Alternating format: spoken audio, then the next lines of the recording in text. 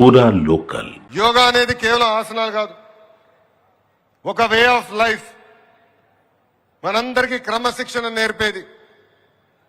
నేను కూడా మీ వయసులో ఉన్నప్పుడు గౌరవ ముఖ్యమంత్రి గారు నా చేత యోగా చేయించేవారు.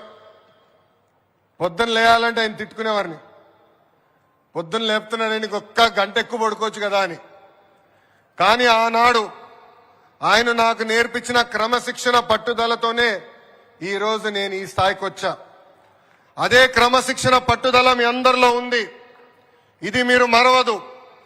ఏ ఆశయాలతో అయితే మీరు ముందరికి వెళ్ళాలనుకుంటున్నారో ఆ ఆశయాలతో మీరు నడవండి. ఒక విజన్తో పనిచేయండి. మీరు ఏదైతే సాధించాలనుకున్నారో ఆ శక్తి మనలో ఉంది. ఇక్కడున్న పిల్లలందరూ కోరుతున్నా, మనందరం కలలు కనాలి.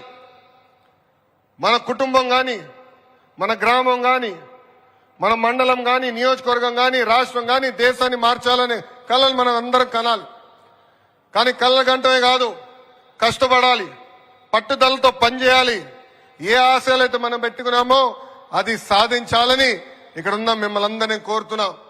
గౌరవ మంత్రి గారు సంధ్యారాణి గారిని ఈ సభాముఖంగా నేను అభినందిస్తున్నా. ఇది ప్రారంభం మాత్రమే. మీరే పట్టుదలతో అయితే పిల్లలు మీరు ఇక్కడ ఈ సూర్య నమస్కారం చేశారో మా అందరి పైన బాధ్యత పెరిగింది. జూన్ 21 తర్వాత అన్ని ప్రభుత్వ పాఠశాలల్లో వారానికి ఒకరోజు కంపల్సరీ యోగా చేయాలని ప్రభుత్వం ఇప్పటికే నిర్ణయం తీసుకుంటాం జరిగింది.